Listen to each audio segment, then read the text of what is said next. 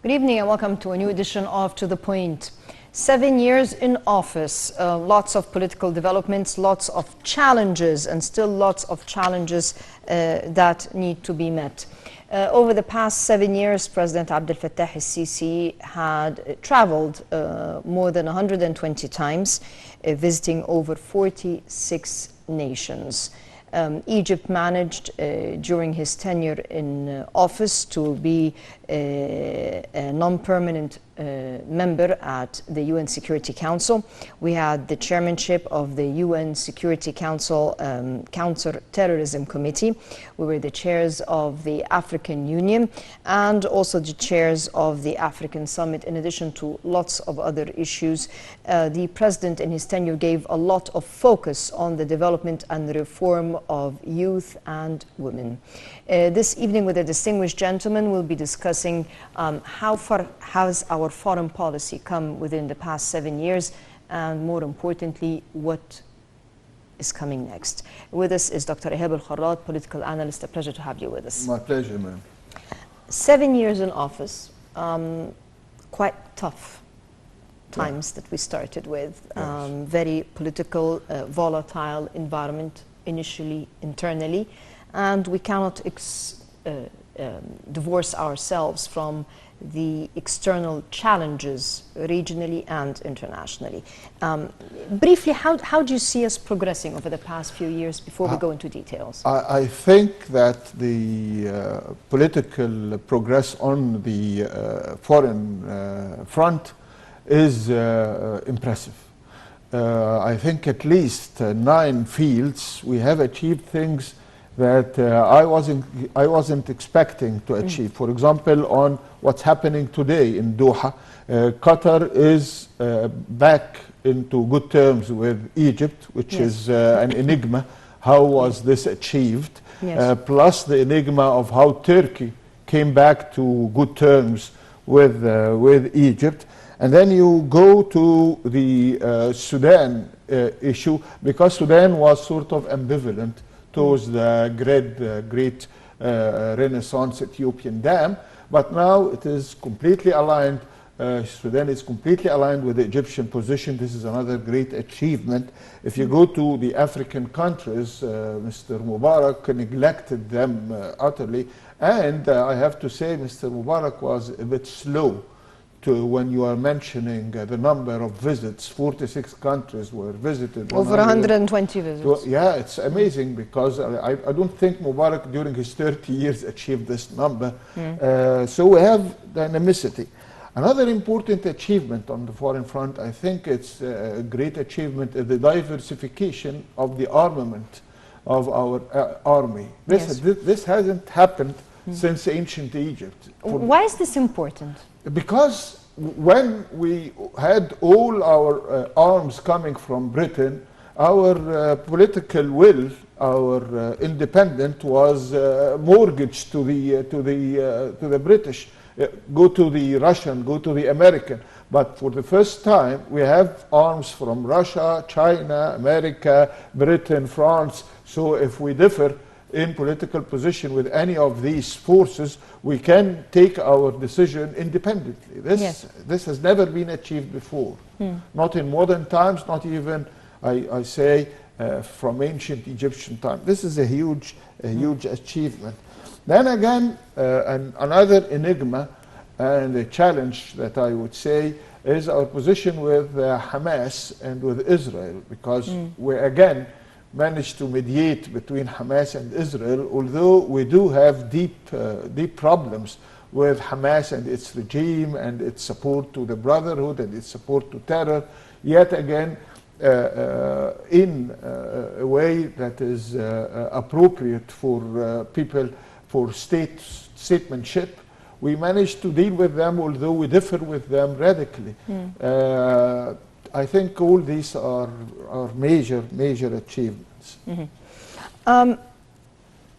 Can we talk about let us start with a file that is close, very, very close to us, which is the Palestinian file. Yeah. Egypt has worked extensively Yes. to bridge the gap between Hamas and Fatah. Yes. and to bridge the gap between the Palestinians and the Israelis. How do you see us progressing on that file? And we reached even as far as our initiative in the reconstruction of Gaza, and we had high-level meetings today pertaining to the reconstruction of Gaza. I think there is sort of an existential problem with Hamas, because if you manage to put Hamas in line with Fatah and unite the Palestinian front, then the Israelis will say Hamas will have to recognize the existence of Israel and stop calling for the annihilation of Israel. And Hamas is not willing to do that. And then if you exclude Hamas, then Israel will say, how can we negotiate with a divided front? Yes. So I guess one important challenge is that Hamas needs to change its DNA. It has to stop imagining that it's, I am sorry to say that it's vaudeville kind of rockets are really a threat. They are only an excuse to Israelis to keep on terrorizing our people in Gaza and in the West Bank. I think that the peaceful and non-violent resistance is the way forward. And this is what Fatah and other factions were doing for years and years. But we can escalate it peacefully, like what happened in India during Gandhi's time, Martin Luther King for civil rights in the US. But if we try to win a war with this kind of armament and this kind of strategy, we will lose. With the new government in office in Israel, is this going to help us in bridging that gap, in your opinion? I'm afraid we are dealing with one extremist government after the other. Since the passing of Mr. Rabin, we don't have any credible partner to negotiate with in Israel. And I think that, as I told you, as I already mentioned, the extremist terrorism of Hamas and its far right-wing policies and fundamentalist religious fundamentalism is feeding the extremism on the Israeli side, and both of them are not reaching anywhere. How do you see us with regards to the African file?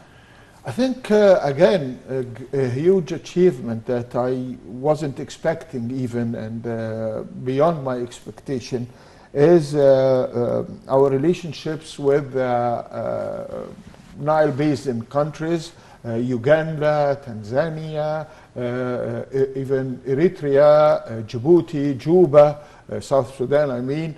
All this were great achievements. And for the first time, Congo, again, during the 30 years of Mubarak, we have neglected this file altogether. And right now we are expressing our respect and appreciation of our belonging actually to the African continent. What do you think is the main achievement of Egypt heading the African Union? I mean, we were in office as the chairs of that union, and worth noting after we were removed actually from the union for some time. The fact that we chaired, what do you think is the main achievement of Egypt? Well, apart from the protocol courtesy part of it and recognition of Africa as of Egypt as an African country, because there have been people who are criticizing that Egypt doesn't belong to Africa, and even people saying that all countries north to the Sahara are not part of Africa. Putting Egypt on the head of the African Union is a statement saying that, yes, Egypt is part of Africa. Apart from this, the dynamics of rebuilding the trust and rebuilding the bridges with African countries has been going on before and after Egypt is being head of the African Union. Europe. Yes. I think, again, there are great achievements and some real challenges. We have built relationships with France, we have built relationships with Britain, we have built relationships, good relationships and trust relationships with Germany, Spain and other countries. The challenges are all within, I would say, the human rights situations as they see it. I will mention, of course, the Regini case, Yes. and the way it was managed. I have to say I'm not completely pleased with the way our authorities dealt with this file. And number two, of course, the whole criticism, and we should take it seriously from the European Union and also from our friends in America regarding the whole human rights, like, for example, pre-trial detentions. All this we need to revise, not for their sake, but for our Egyptians, our Egyptian people's sake, first and foremost. But this will continue to face a challenge. As when I was heading the Human Rights Committee in the previous Senate, Majlis al-Shura, we headed for, after the 30th of June revolution, we headed to the European Parliament, and we had to convince them that the Brotherhood actually started the violence in Rabaa and other things. But they were already concerned about the human rights portfolio. And I think we need to do some work on the portfolio for our own people's sake rather than the European Union or whoever. We have with us on the phone His Excellency Minister Muhammad Arabi, former Minister for Foreign Affairs. Your Excellency, can you hear us? Yes, I can hear you. Yeah. Good evening, sir.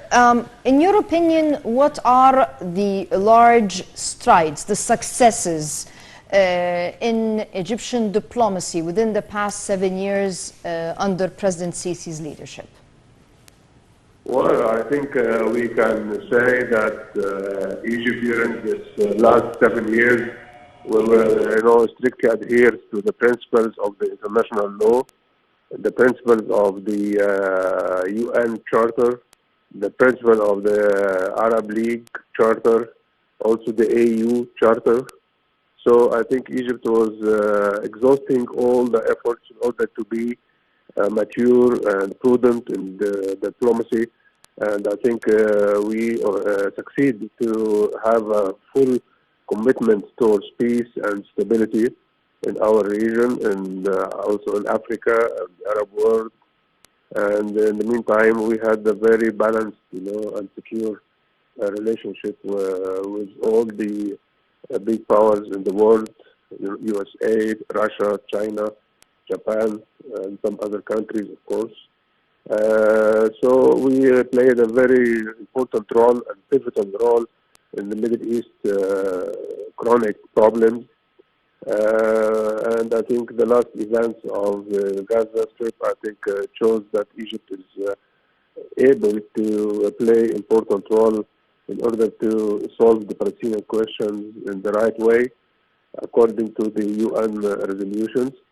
So Egypt is one of the major power in the region and even in the world, who can, the whole countries can rely on our efforts in order to achieve peace and stability in different places. And I think the important issue is the stability inside Egypt, which give us the opportunity to have an influence and leverage in all the problems which we are facing in our region. As far as the Palestinian file is concerned, how do you think we progressed on that? And now that we have a new government in office, do you think things can change and we can finally reach a two-state solution?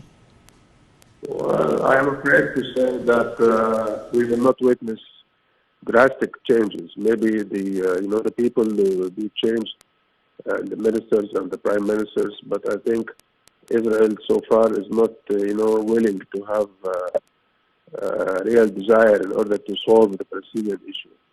And let us hope that the United States can play an important role and support the Egyptian efforts. And I think the last events showed that the United States is concerned and also in the meantime giving us a real support in our efforts. So maybe we can have a sort of achievement, but I doubt that we will have a real progress in the Palestinian issue immediately. It will take some time and some efforts from the whole world, not just Egypt, but we need the support of the EU and also the United States and the major power in the world. What do you think are the challenges in our foreign diplomacy in the coming stage? I think the Ethiopian dam is one of the real, problems which we are facing. And Egypt, for the first time in the history, we are under the pressure from the four directions, from the north and south, east and west. So we have to pay attention, to our national security. And in the meantime, we have to focus on the internal progress, internal stability, internal achievements, which is now prevailing in the whole country. So Egypt under big stress actually so far, but I think we are able and we can deal with all these pressures. And in the meantime, we will not tolerate any kind of challenges which can hinder the Egyptian national security under any circumstance. The Libyan file, how do you see us working on that?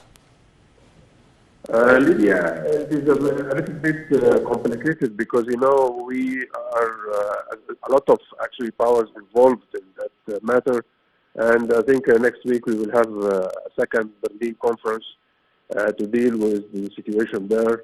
And we can explore if we have a real progress or not. But so far, we still have a lot of challenges. And of course, the presence of the foreign soldiers and mercenaries, I think this is, the big problem which we will face. And also the Turkish involvement in Libya, I think it will put any peaceful efforts in a real dangerous.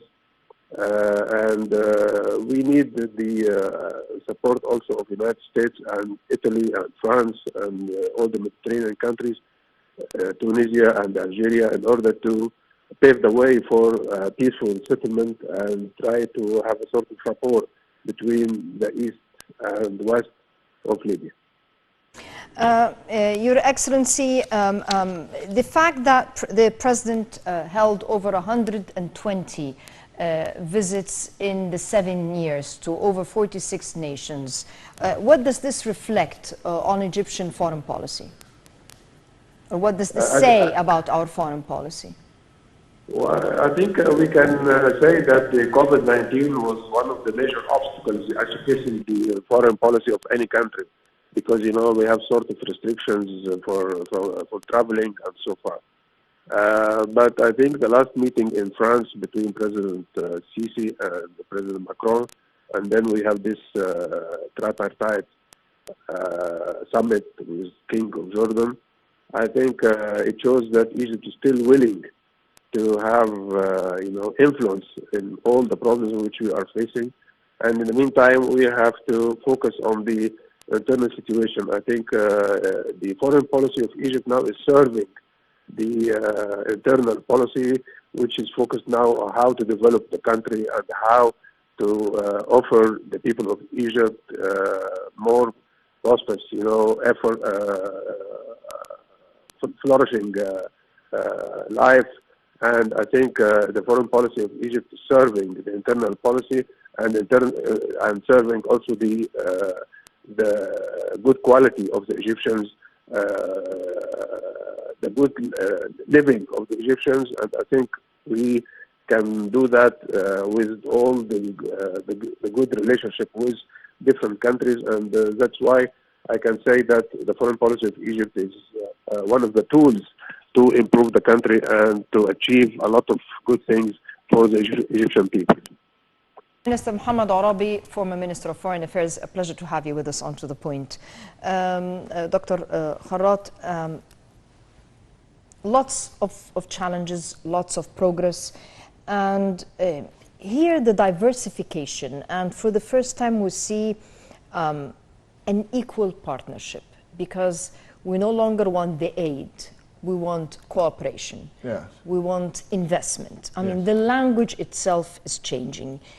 Has Egypt moved from the dependency relationship to an equal partner relationship, in your opinion? I think we have really achieved progress in this area. We cannot say we are dependent on the European Union anymore, because one, the world scene has radically changed. America is not the only power now on the stage. We have China, we have Russia, we have the European Union, we have even Latin American countries that are moving up the scale, and we are building relationships. I mean, like 120 visits, this means 17 visits a year from the presidents. This is taking into account that last year COVID-19 wasn't slowed down, so yeah. it's basically maybe 20 visits a year. he had 116 for the first 6 years. I mean, last year we just slowed down because of COVID. We are talking almost 20 visits a year, which is, and each visit would be like 2 or 3 days and back.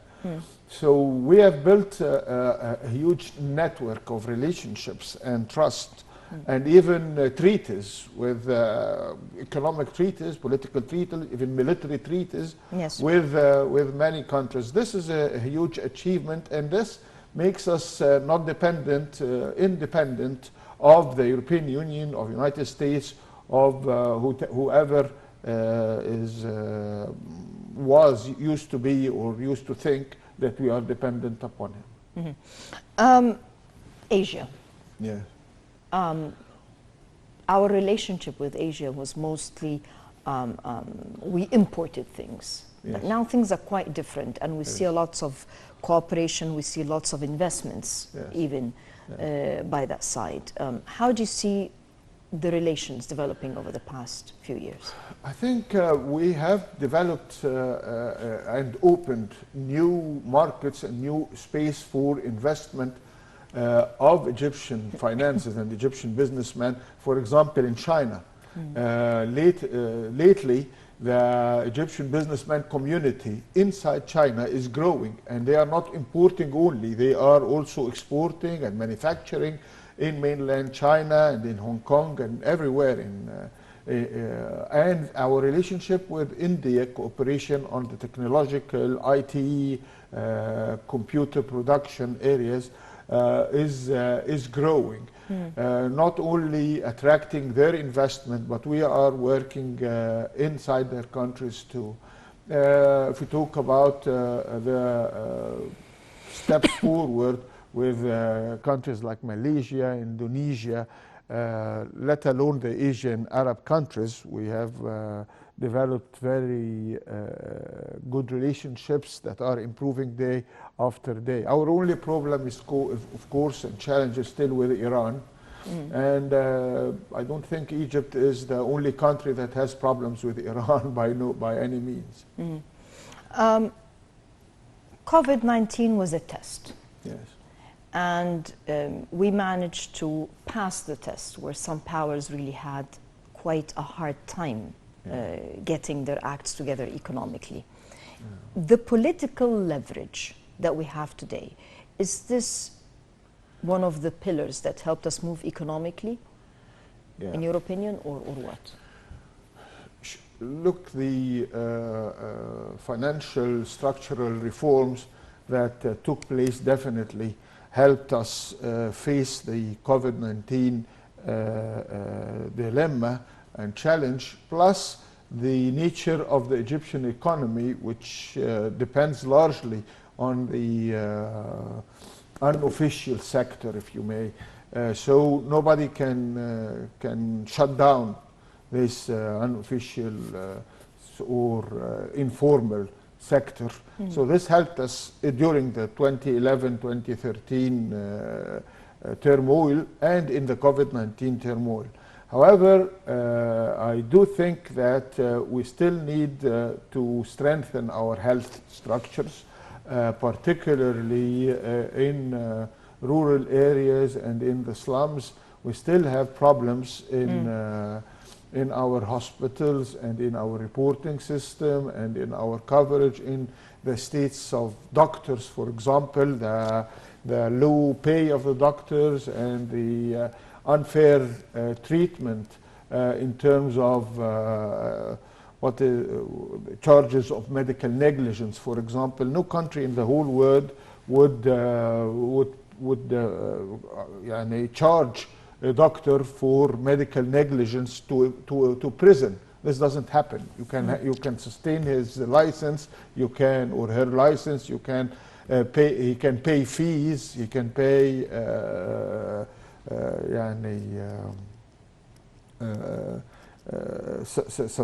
subsidiaries or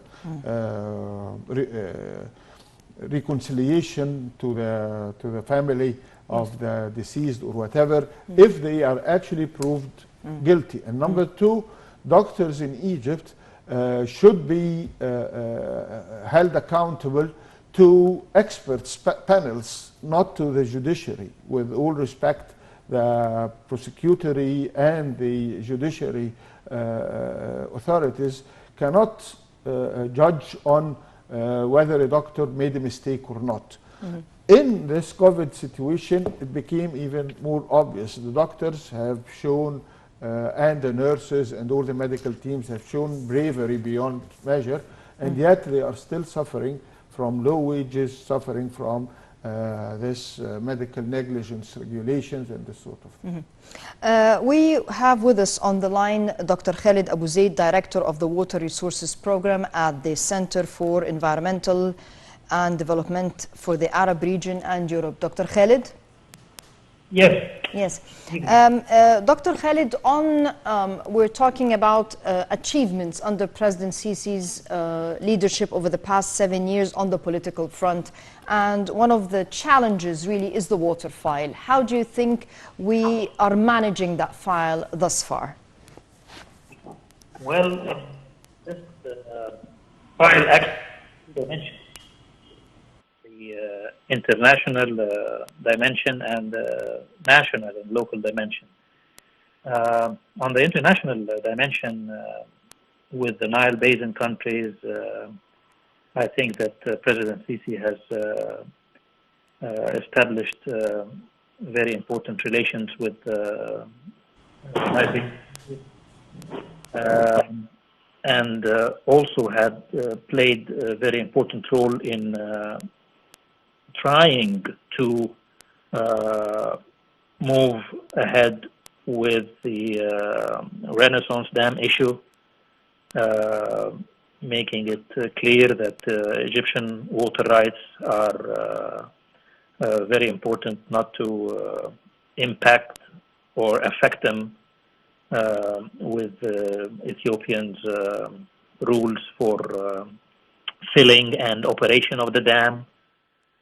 He made it very clear. He also signed an agreement with Sudan and Ethiopia on the declaration of principles for the Renaissance Dam, which is a very important step because it sets the rules for the game where Ethiopia is not supposed to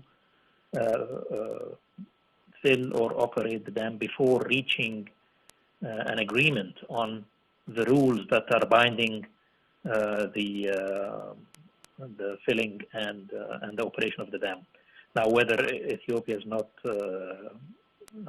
abiding by this declaration of principles or violating this declaration of principles, that's another issue, but definitely this agreement will hold it responsible in front of the international community regarding this issue. At the local front, this is also very important. We have never seen Egypt put that much investment in the water sector as we've seen these last 6 years or so, in terms of treatment and recycling of wastewater, the use of non-conventional water resources such as wastewater reuse, agriculture, drainage, treatment, and reuse. This is something that we have been calling for years as water experts to look into the treatment and the recycling of treated agriculture drainage as well, not just treated municipal wastewater. And we've seen 3 major projects at this level. The Hammam project is the most recent one, where it will convey treated agricultural drainage water to the new Delta project. We have seen Bahr al-Baqar project and the Mahsama project. Those are 3 major projects for agriculture drainage, treated agriculture drainage reuse. And then the desalination.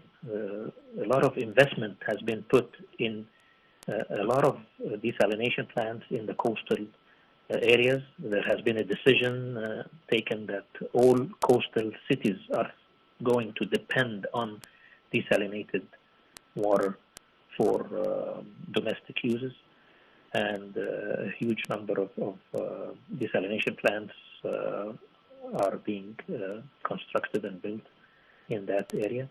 And then we see also the huge investment in canal lining canals with cement to reduce seepage and losses, although it is not really losses, but I mean it's recycled again through the groundwater. But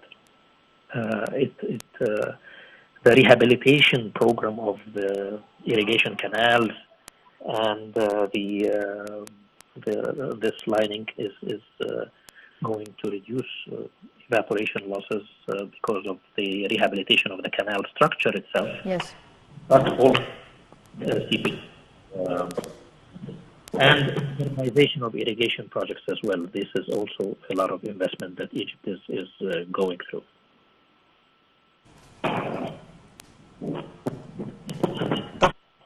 Khalid? Yes. Yes. Appreciating your input. Thank you very much for joining us on To The Point. Dr. Ihab, we have a few minutes left and a file that cannot be ignored: youth. President Sisi is the first president that paid attention and recognized the value of youth participation in all kinds of activities in Egypt, political and otherwise. Youth and women. And it started with even a local conference that went as far as being an international conference. We have youth members of the government now, we have youth in parliament, we have youth as governors. I mean, this is the first time that we see a president that is looking at the young people and valuing their participation. No doubt about that. No doubt about that. And talking about women, we have, and the international scene, we have the Minister of International Cooperation, a woman. We have the Minister of Migration and Egyptian Affairs outside Egypt, a woman, and not very old, by the way. The young people, the global youth meeting that happens every 2 years allows, whatever you want to say about it, but it allows Egyptian youth to mingle with international youth. The presence and the vocality of youth both inside Egypt and on the exterior front is also impressive. Last week I was meeting with the governor of Fayoum, who was a young man, much younger than me anyways, and his deputy is even younger. So all this is reflecting the some, I would say, farsight, that there is a hope that the next generation would be more free, more democratic, more empowered, more able to deal with current global challenges. Dr. Ihab al-Kharrat, thank you very much for your fruitful input. Unfortunately, our time is up. I'd like to thank you, the viewers, wish you a very pleasant evening, and we'll see you same time next week. Until then, good night.